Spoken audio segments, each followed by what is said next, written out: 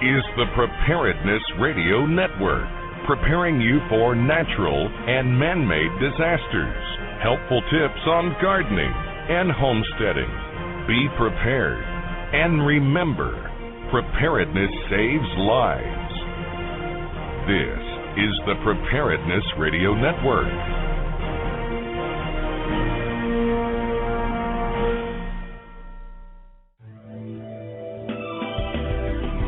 Welcome to the Safe Harbor Alliance Self-Reliant Living Show with your host, Jim Phillips. Jim has been teaching preparedness and self-reliant living principles for more than 45 years and is considered one of the treasures of the preparedness industry. He has experience and understanding of how and why things work and shares that wisdom with his audience. He is a strong advocate for personal and family preparedness in the areas of emotional, mental, physical, and spiritual well-being. Listen in for tips on concepts in personal development, well-being, and becoming free of fear. Please give a warm welcome to your Preparedness Radio Network host, Jim Phillips.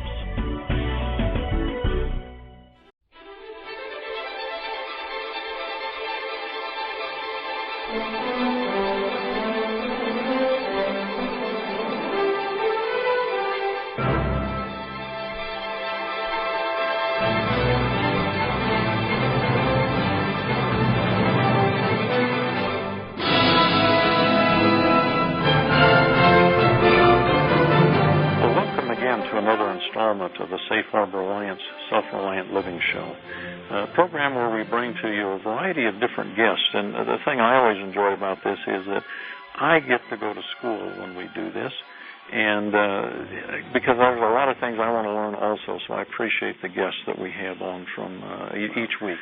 Anyway, this evening I have with me Pam Lazaris, and she is somebody that, well, I guess we'd call her a power sprouter user. She's been doing sprouting for decades now, and we're going to talk to her about both her experiences and some of the benefits that she has seen from them. This idea of sprouts, we think of it as a year-round garden in your kitchen, but most people think of sprouts as something that you just do every now and then. You eat them occasionally, you add them in with something, versus something that would be a part of your diet day by day. Pam has used them in just about everything, and we want her to talk about that. Anyway, Pam, thank you so much for coming on this evening and visiting with us. Where did it all begin with you, and what are the benefits you've seen? Well, I really learned about sprouts mostly after I met my husband, Gene Monson, who is the inventor of the EasySprout sprouter. But meeting him in 1980, I thought it was just like night and day between the sprouts he introduced me to that he was growing and the sprouts that I had, reluctantly picked from occasionally from salad bars, thinking, well, I know they're nutritious, but they don't taste that good. But the ones that he served me were just marvelous. They tasted fresh and sweet, and they could be combined with any manner of foods, and they just even tasted more nutritious. So that's how I got my start. You say that they taste better than what you were picking out of the salad bars. I mean, tell me, why did they taste better besides maybe being fresh, or was it the variety of seeds that were being used? What was the difference? Well, the sprouter is designed to sprout very cleanly. It has that airflow that's designed into the sprouter. It drains from the bottom. It's a dual container where the one container nests inside of the other container. The inner container has slits in the bottom, so it drains from the bottom of that inner container, and the sprouts are growing inside that inner container. But between the two containers, there's air space. So there's plenty of air, but it's also like a rainforest in that there's a beautiful air circulation, and then there's a lid. There's a perforated lid over the top. And then if you look at it after the sprouting has been going on for a day or so, then you see just little droplets of water up there, but they're not soaked into the sprouts. The sprouts feel dry to the touch, but yet there is just the right amount of moisture and air, so that it gives them that fresh taste. The sprouter is very interesting, and it's also very unique. I discovered it, I think it was about 2005, Cause I've been sprouting since the early 70s, but primarily occasionally, because sometimes it's a little bit of a pain to do it, and the cleanup was always a real problem. And I was in a store, and here is the EasySprout on a shelf in the box, and I picked it up, and I read it, and it says the world's best sprouter and those things. Well, I'm just like, oh, yeah, sure, because it looks weird. I mean, it's different than other sprouters, and I've had the different tray sprouters and stacking sprouters and some round ones and things. I had one that I liked very much up to that point, and I just about didn't buy it. I looked at it, and I said, oh, it can't be that good. It's so weird. But then the fact that it was so unusual in its design intrigued me, and I thought, well, since I do classes and courses and I'm recommending things, I need to know what this one is about. So I spent the $15. I bought it. I took it home, used it, fell in love with it. It is the only sprouter that I use, and I promote it regularly and the sprouts that come from it because it's so easy to do. I'll just say from a use standpoint and from my standpoint looking at emergencies and preparedness and keeping going if things break down, one of the reasons I like this sprouter, besides it sprouts faster than a traditional tray sprouter, is that it uses so little water. You're not doing that rinsing constantly like you have to do with other sprouts to try and keep them clean and keep them from growing something weird in them. And then the cleanup, when you have the sprouters that have all the holes and the perforations in the bottom, the big tray that's like a screen door, and all the roots grow down through that. You have this forest underneath. And then when it comes time to clean it up, you have to use just gallons and gallons of water to scrub and clean and take care of it, because if you don't keep it clean and some of those things hang up in there, then they can decay and, you spoil sprouts. So you spend a huge amount of water in the cleanup as well as the constant rinsing. And the thing that I was amazed about is how much quicker they sprout in here because of the air circulation, keeping the humidity up. But I think part of it's the fact that you're not dousing these poor guys with cold water. I hate cold showers myself, and I don't imagine the sprouts like it any better.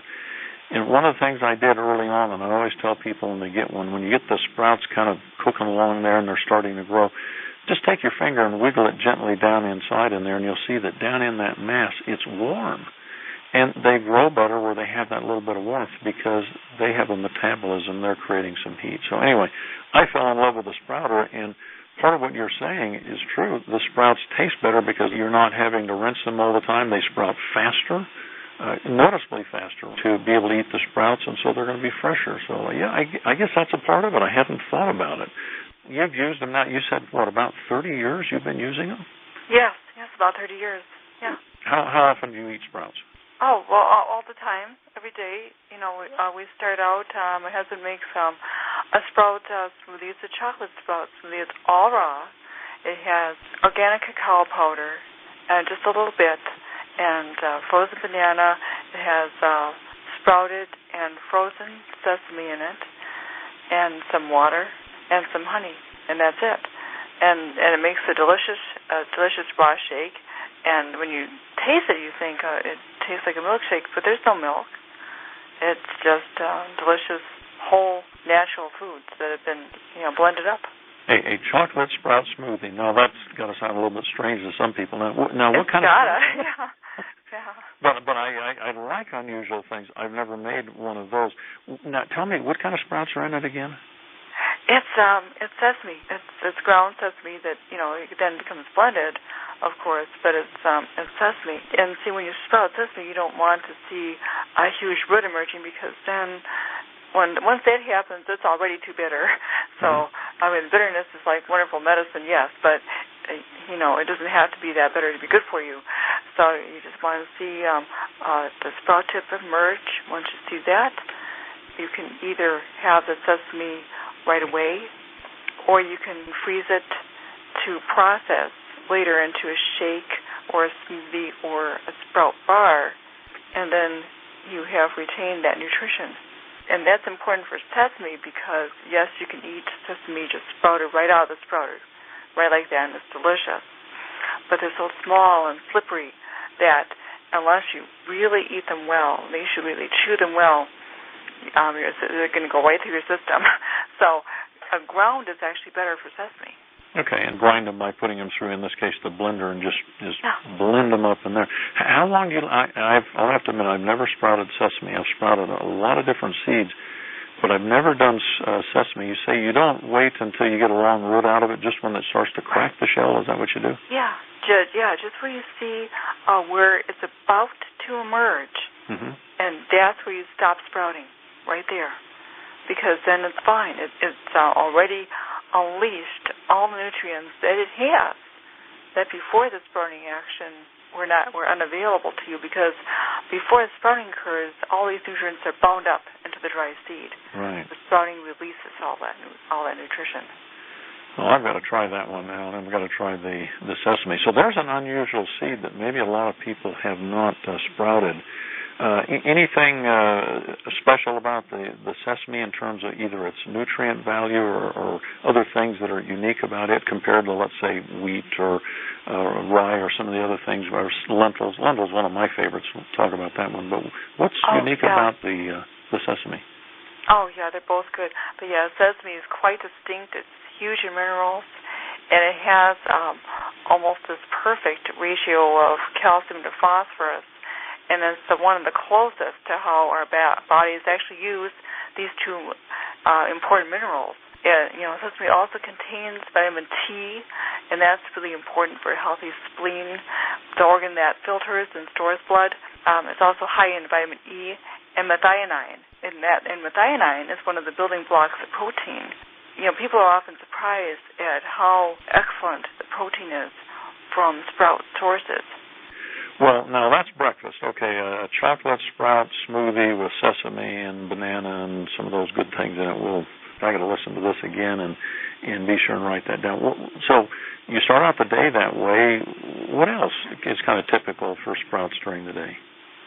Well, another thing that we do is that my husband Gene makes a raw. It's a cream of rice, a raw cereal that has sprouted short grain rice. And again, you just sprout just enough to see the tip emerge, and then it's frozen. And then this is blended into a cereal with some water and some sliced figs have been soaked, and some water is added, and then also blended with sesame, and it makes a wonderful cereal that is quite distinct in taste and in texture from the shake that we had earlier, and it's like a whole different food. And he likes to serve that with walnuts that have been soaked.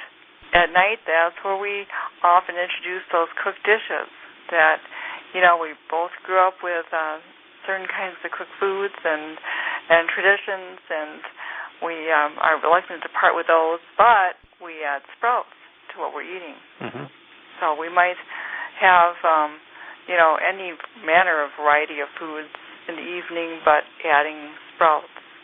And here, we've got on the table, we've got sprouters of lentils, peas, mung beans, garbanzos, rye sometimes, sunflower, buckwheat. All of those are very good with anything that you'd want to add sprouts to. And by add, I mean that you use it as a food staple, not as a garnish. Because then what happens, and at the table, you serve whatever you want to eat, whatever it is. But take half of what you would normally have. Because once you have the sprouts, then your hunger is satisfied. Because people are going to eat until their internal system says, I now have enough nutrition. But when you have cooked foods, if you only eat cooked foods, you're going to eat more than you should because that signal never arrives. But when you have sprouts you're adding to these foods, the signal comes a lot sooner. So you say, I'm satisfied. I now have had enough to eat. And so then you have half sprouts or 2/3 sprouts and half cooked food or 1/3 cooked food. And it's very delicious because what happens is that what you're adding to this dish is going to take on the flavors of the dish, but you're not going to destroy the enzymes or ruin the nutrients because you add them at the table rather than put them directly into the pot or directly into the skillet. Don't do that because that defeats the purpose of sprouts. Right, yeah, you're cooking them, and we don't want to cook them, we want to eat them raw. Yeah. Yeah, so you want them raw. And then always with a salad that has alfalfa sprouts at least added to it, if not, other kinds of salad sprouts like radish or broccoli sprouts or red clover, another good salad sprout. And then salads also do well with other kinds of sprouts that people might enjoy putting on salads, the mung beans, the lentils, the buckwheat, sunflower, any of those are also very good with salads. Yeah, and you named some of my favorites, which are lentils. The lentils are probably my favorite. They're so easy to sprout, and they're very, very quick. And they're mild. A lot of people don't like the taste of cooked lentils. It's kind of foreign to them. But the sprouted lentils taste very different than the cooked lentils. So I love them. I make a lentil roll-up just, in a tortilla. Just put a handful of sprouts in there and a little bit of oil and vinegar seasoned salad dressing on it. You can drizzle in the end and just eat it like you'd eat a burrito, and that's great. But peas and garbanzo sunflower is one of my real favorites also. So, yeah, they're terrific. Which ones do you in particular just let go very short? You said the rice and the sesame, that you just let them barely emerge. Are there any others that you just barely emerge? We don't actually sprout them, but you at least soak them, and it kind of starts the sprouting process. But if you left them out long enough, a sprout would emerge. And even if you have walnut halves, now that's no longer a whole nut, but the soaking of even organic raw walnut halves is going to release the nutrients in the nut, and it's still good. But for the other kinds of nuts, the whole nuts, to at least soak them. And then if you leave them out, you do see where, if they were left, a sprout ultimately would emerge. But again, if you allow that to happen long enough, it will become bitter. But with nuts, it's important to allow that soaking process in the beginning of sprouting because it's going to release those nutrients.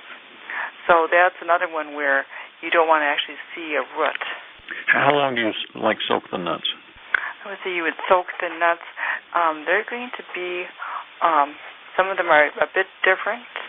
I would say anywhere from about 2 hours to 8 hours for nuts. And what comes with the sprouter is a guide that tells you, for different kinds of sprouts, how long to soak each kind, and covers the nuts as well. So, and they're all a little bit different because the seeds are different levels of hardness and so on. Mm-hmm. Okay. Now, some of the sprouts, we eat them, I'll say, pretty young, and then others, it's really nice to let them go to where you begin to get a green leaf on them. I've done that with sunflower seeds. I really like them when they get, 2 leaves on them. They're very yummy. Any other things, kind of your guideline and what you like to let go to a leaf, and then other things, some of them just get awful strong and you can't eat them when they have a leaf on them. At least that's my opinion. So what's your experience there? Well, some of them can be the most amazing thing because some of them, if they get too long, they become bitter. But then if you leave them alone and they get to leaf out, then they again become desirable, and buckwheat is one of those. But if you leave it long enough, then you can actually get buckwheat lettuce out of it, which is rather amazing. But we were too wanting to get at the buckwheat sooner, so we really let that happen. But it's one of those instances where you could. Mainly what we call the salad types are the ones where we will just let it leaf out, the alfalfa, broccoli, radish, and the rest of them just a small root, maybe 1/4 inch, 1/8 of an inch. For some of the bigger seeds, it could be maybe 1/2 inch to 1 inch, like peas or some of the beans. Now, some of the beans, you can eat them once they're sprouted raw, but oftentimes they're not the most palatable, and they actually are a bit too hard to eat. Like red beans or black beans you can soak them and start the sprouting process, and they will start to sprout. But then just a light steaming to actually make them soft enough to eat. Mm-hmm. So, but yeah, they're all different lengths, and in the Sprout Guide, he'll suggest, how much of a root to expect to where it is the most palatable. Mm-hmm. I know on some of the beans early on when I tried sprouting, pinto beans and some of the red beans, and let them get a pretty long root on them, and boy, those were tough eating. They were really strong in terms of their flavor. So younger was better. But I've never taken the beans like that to sprout it and then steamed them. I hadn't thought about doing that. Just a light steaming that will both soften them up. And I assume that changes the flavor. Does it make it a little more mild? It is more mild, and when you steam it, you're gonna lose a lot of those enzymes, but you still, because you're just steaming, you're going to retain those nutrients, and it's so much better. Like, for example, when you have soups or chilies, it's better than taking a can of black beans, for example, or a can of pinto beans. It's just a cleaner taste for your chilies and your soups when you first sprout them and lightly steam them that way. Yeah, I've got to try that because I've cooked with a lot of beans and things through the years, and just soak them and then cook them, but soak them, let them sprout, and then use them in the chilies and those things. Had never thought about doing that, so that's going to be fun. More new things to try. That's why I love going to class like this, because I get to learn some new things and try some new things. You mentioned about freezing sprouts, and that was something when I was talking to Gene, he had mentioned too, and I'd never really thought, you take a sprout and you just want to eat them kind of fresh, but you do a lot of freezing of them. Is that right? Yeah, we do. And some you would never want to freeze. And then the guide again explains which ones can be frozen, and some that you just never want to freeze, like the salad types and lentils among beans. You just never freeze those.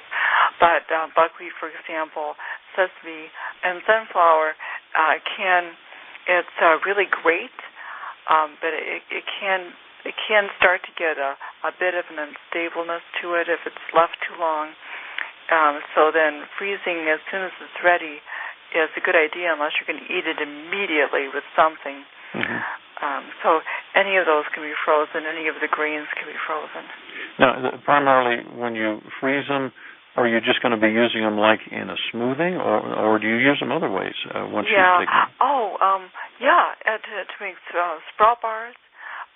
Sprout bars and spreads. There is a great a dip that Gene invented some years ago. It has a little bit of lemon in it and some pecani sauce, and then frozen sprouted sunflower that is ground up, and this is all ground up with the lemon and the pecani sauce, and it really is an enzyme-rich dip for vegetables, or if we absolutely must, then chips. But yeah, it's highly nutritious compared to a store-bought dip. Yeah, well, you've got your live enzymes, and you've got the enhanced benefits of the sprouts in there, where you take some of that stored starch that's in the sprout and begin converting it into new forms, such as some of the proteins and live enzymes and some of the vitamins. I guess vitamin C is one of the things that goes up when you sprout things. What other nutrients multiply great times when you sprout? Over, say, a whole seed, a whole grain, is a lot of great things in it, but when you sprout it, what are some of the main benefits nutrition-wise? Well, you get, what happens when sprouting occurs is that you get 10 to 100 times more enzymes than in just the fully grown raw fruits and vegetables. And then the nutrients are at their peak during the stage of plant life, because the nutrients are the highest they ever can be, because they are there to support the growth of a fully grown plant. So you're starting to see increases of more than 200% in vitamin A, up to 600% in vitamin C. In wheat, vitamin E can increase up to 300% through sprouting, and minerals during sprouting become chelated and ready for use just immediately by the body. So minerals, trace minerals, they can multiply somewhere between 300 and 1,000% just through the sprouting process. And that would be the bioavailability to the body so that they can now use them, whereas before they're in a form the body can't utilize as well. Right, and it's so important for our digestion. Every time we eat and digest, then we either have to have enzymes in the food we're eating. So if we're having a heavy amount of cooked food at the moment, then we are going to tax our store of enzymes. And our store of enzymes can become depleted as we age. So it's very important that the foods we eat have enzymes. So if we want to treat ourselves to a slice of pizza, then what we do is we have ground sesame and we put it on top of the slice of pizza. And some people think, oh, that sounds dreadful. But, the thing is, sprouts are so natural, it's going to take on the flavor of whatever it is you are having, and it just makes the slice of pizza then becomes digestible, more digestible than if you just ate it without doing anything. And then, sometimes if you don't do that, you have this feeling hours later, what on earth have I eaten? Yeah. But if you put on some living enzymes and have it that way, then you don't have that feeling hours later. It enhances both the digestibility and the assimilation of those foods. And yeah. That's one of those things I think that is so important to realize. If you're eating, let's say you have stored foods and they're dead foods because they've been pasteurized, then adding the sprouts to them, you still get the, let's say, the bulk and the fiber and the starches and those things from the canned foods and the dead foods, but by adding live sprouts to them, you enhance the nutrient value of the whole meal tremendously over just eating your can of pork and beans, putting them in there. And that was one of the things that I enjoyed so much about this EasySprout, is it travels beautifully. Because of classes and things I do, sometimes I've been on the road for a couple of weeks at a time and driving, and I can take the EasySprout with me, those tray sprouters that takes so much water and take up so much space, it's just impractical to haul them along with you. But a little cooler that I'd have in the front seat of the car, that I could have some of them that were soaking, some that were then in the process of just beginning to sprout, and then those that I could be eating along the way. And it's so easy to do with this, so it travels beautifully. And that way, if you're eating some of the not-so-great foods, you add in the live sprouts, the live foods, get the benefit from that, and that helps to, mitigate some of the negatives of our cooked and our processed foods. Sprouts are just wonderful. Now, sometimes people wonder about feeding sprouts to children, young children, infants. How about pregnant moms? What's your experience there? Okay, for pregnant mothers, when I was pregnant, I did very well with sunflower, because sunflower has raw fats, and raw fats are very different than cooked fats. The raw fats make things travel like other nutrients and minerals to the body, and sunflower by itself is a very good food because by itself it's high in minerals, and it's high in those raw fats, which is important for what? It's important for the growth of the baby, and it's very important for milk supply, because and that is one of the biggest things I would suggest is sunflower, sesame are very, and also, just a wide variety of sprouts as well, but those two are very good and like on the top of the list for the health of the mother and the newborn, because, what you're eating, your baby's eating, and so you want to have the very best food that you can get a hold of, and the most nutritious food that you can get a hold of is the most beneficial to a growing baby. And then for the young baby, the young baby doesn't have to have anything except for a mother's milk for a long time. Once it seems like when the baby wants to maybe have something else to eat, try a raw cereal, and what we did was a raw cereal made with sunflower and some water and about 7 raisins, and we just blended up in that little mini blend jar on top of the oasterizer until it was like this oatmeal consistency, and then that's what our babies got for the first baby cereal, and what we got back was So the babies, it's natural tasting, the babies like it, and of course we test it out ourselves to make sure it tastes good, and it does, it tastes great, an adult would like it too. So you got your infants started early on sprouting. Now, does that mean as they've grown a little bit older, they hate sprouts now and they don't want to see another sprout as long as they live? Or how are they? And teenagers, I mean, goodness, as they get to be teenagers, they get picky. So how did that work? Well, that was interesting because, they still like to be like their friends and enjoy junk food and whatnot. But, and the thing is, don't have that in the house because they will, I guarantee they'll have opportunities outside your house to indulge in foods that aren't so good.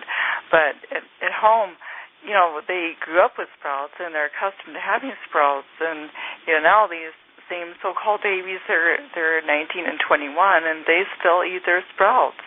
My daughter's favorite sprout is lentils. His second favorite is alfalfa. And the rest of the sprouts, even as a little girl, you kind of had to hide them in the shakes and smoothies and bars, but she'll eat and drink all of that, even today, and even when she was a teenager, younger teenager rather, and so if they are used to it, then they like it, and they'll even sprout themselves. Did you notice anything in terms of, let's say, their general health and catching of colds and everything compared to other people? I mean, eating live foods and these rich foods generally builds our immune system. Was that noticeable? Could you tell? I could tell. It didn't mean that were they never sick. No, that's not quite the case. On occasion, yeah, they would catch cold like any child, but maybe wouldn't be as severe or last as long. So you could tell that there was a difference, and they just seemed a lot sturdier. When my daughter was born, because my daughter is younger, and my pregnancy was really good, and when she was born, she was on the prep table, and she turned her head and did a push-up and yelled, and we would just looked at her, and you could have heard a pin drop. And finally, the doctor cleared his throat and said, "Oh well, you have a healthy girl." But I never heard of anything like that. It was amazing, and it's got to be all that sesame I ate. That's the only thing I can explain. Well, sesame sounds like it's a real power food then, is what it comes down to. And I've got to try that because, like I said, I've never had done sesame. It just hadn't really occurred to me. I've seen some other people talk about it a little bit, but I appreciate your enthusiasm for it. That gets me trying new things, and that's part of all this. You've never gotten tired of all these sprouts through the years? I mean, it doesn't get boring? Well, no, because does food get boring? What's really amazing is that back when I was a child, hamburgers and French fries were popular, and they're still popular, and for whatever reason, people haven't gotten bored with those. So it's like this is light years away from that sort of taste. And so, of course, you wouldn't get bored. And, some things we have every day, and we never get tired of it because it always tastes great, and it's very clean tasting. Some foods, they taste great when you're having them, but a few minutes later, that, you don't feel quite so fresh. Your taste buds don't feel as fresh. But with sprouts, they do. And, like that chocolate shake, we have that every morning, and we never get tired of it. Mm-hmm. It always tastes great, and the next morning it's the same thing, and it tastes great again. So we just don't get tired of it. And then we can have a variety of different kinds of foods, and the sprouts are as great a variety as whatever they're being put with. And again, we treat them as food staples. So that's, calorie-wise and weight-wise and volume-wise, we're actually eating more sprouts than these other foods. But because these other foods could be anything, then you've got your variety and you've got your enzymes and your nutrition. Let's list off here for just a moment. I've been taking some notes, but the different ways to use sprouts. Of course, you can just eat them raw, just like they are. In fact, with nothing on them. Of course, you can add them to salads, and I think that's where most people think of them, is add to a salad with fresh things, but then put them in cooked foods, not cook them in the foods, but at the table, add them to cooked foods, to soups or a stew or something like that. And then a smoothie, which you, I guess typically you may freeze them and then grind them up with some other frozen things. And what other ways have you used sprouts? Do you, do you juice them? Have you ever done that? My husband has done that with wheat that he sprouted to wheatgrass and then juiced that. It's very healthy. Right. Because then if you have a health issue that just kind of surfaces, that's one of the best things you can do, is to let the wheat grow into wheatgrass and then chew on it or juice it, because then, that's a natural medicine that's very effective. But if it's day-to-day, then you don't have to do that, and just have sprouted wheat, have sprouted rye, have sprouted whatever you like to have most. Any other ways that I haven't listed, trying to think of how you might use sprouts, just in a general sense? Well, I'll give you an example. Say you're going to make chili. Just make your favorite recipe and then take pinto beans as part of your chili stock, and then the pinto beans, which have been sprouted, and then put them in the chili just for the last few minutes, because to allow them to heat through and become more palatable. Now you have your chili stock. All right, now that's ready. Now fill your bowl, 2/3 of your bowl, with sprouted mung beans, lentils, or garbanzos, or peas, 2/3, and then just put the chili on top of all that until it's just covered. And so then now it's about 1/3 chili. But it's like a whole bowl full of chili. So, we just laugh and say, look, we've got our soup and salad in one bowl. Mm-hmm. And it's kind of like that. But that's just an example. And what you're tasting is the taste of chili. But it's chock full of these other sprouts and their nutrients. Right. When you mention freezing, and that's of interest to me, because I haven't done that in making some smoothies, and I'm going to be doing that now. You talked about the sesame and the short grain rice. Of course, you have to use short grain rice that hasn't been polished. It's got to be, whole rice, brown rice. Yeah, that's right. Yeah, the whole short grain rice. Yeah. And what other of these would you allow to sprout and then freeze that you would be using, like in smoothies? That would be some of your favorites. Well, I think the favorites for the smoothies are generally the buckwheat, the sesame, and the sunflower are the favorites for the smoothies. But when it comes to bars, it's those three plus the other grain types, like the millet, the rye, oat, kamut, spelt, quinoa. Any of those also are very good for the raw sprout bars and can be used for them. And the nuts also, whole nuts.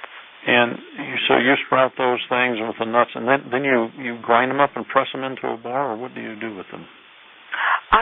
See, generally for the basic bar recipe, what we do for that basic recipe is grind together sesame and sunflower, and so sesame and sunflower, and then bring in other flavors like peanut butter, and then and then also fold into it the whole sprouted, but not frozen, other grains or nuts as you like. It's kind of, what do you like? What's on hand?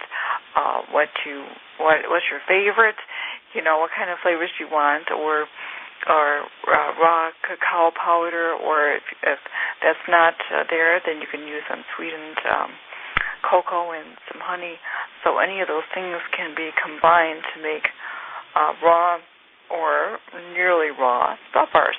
You prepare them, and then you just keep them in the refrigerator so you can eat them fresh, or do you freeze them? How long will they store? What's some of the guidelines on that?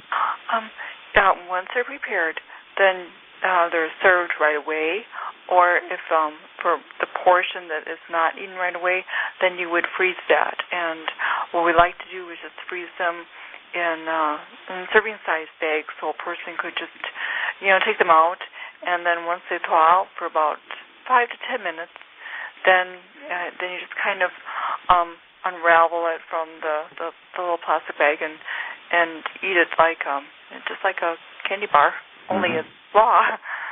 And you could add, I guess, some fruits to it, like raisins or dates or those kinds of things too, to sweeten them. Yeah, raisins is certainly one of the most handy and favorite sweeteners.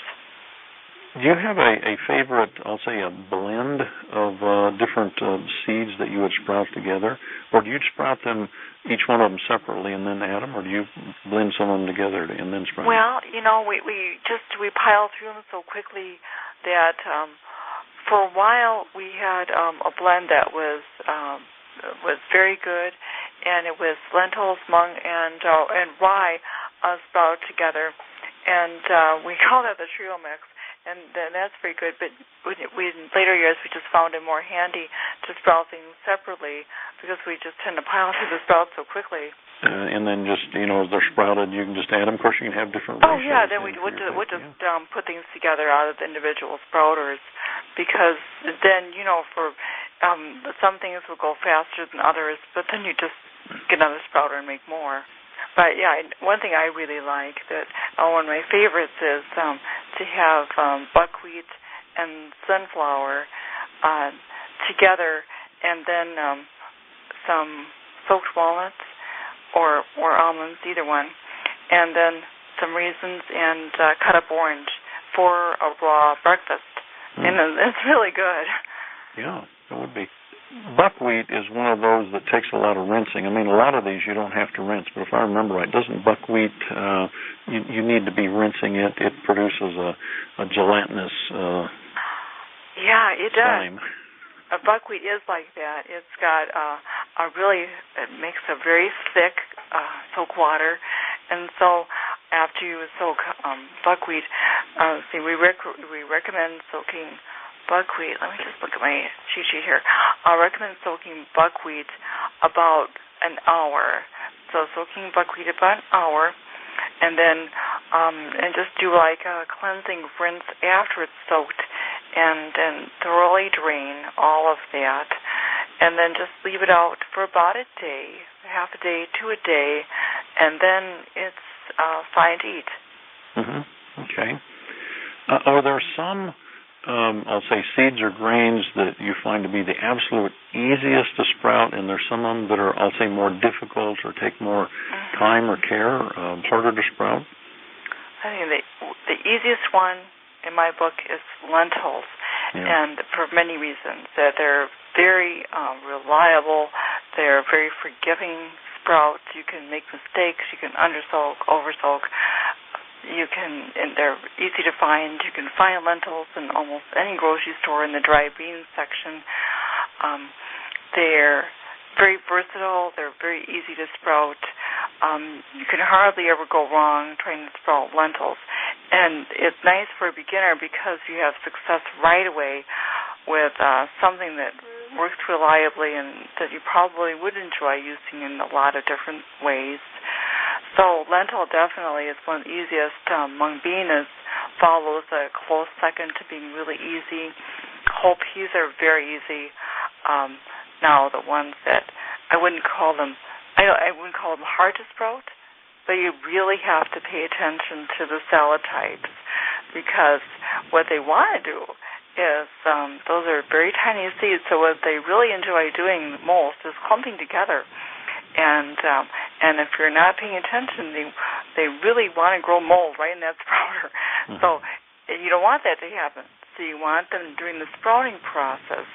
Now you soak the alfalfa for about 8 hours. Once it's soaked, then you have to thoroughly drain it. You drain and drain and drain and drain it because you don't want those little seeds to clump together and grow things other than beautiful alfalfa sprouts. So then they're going to take about 3 days to sprout, 3 or 4, if you want them more fluffy than 4. But each of the days of sprouting, just fill up the container again with warm soap water.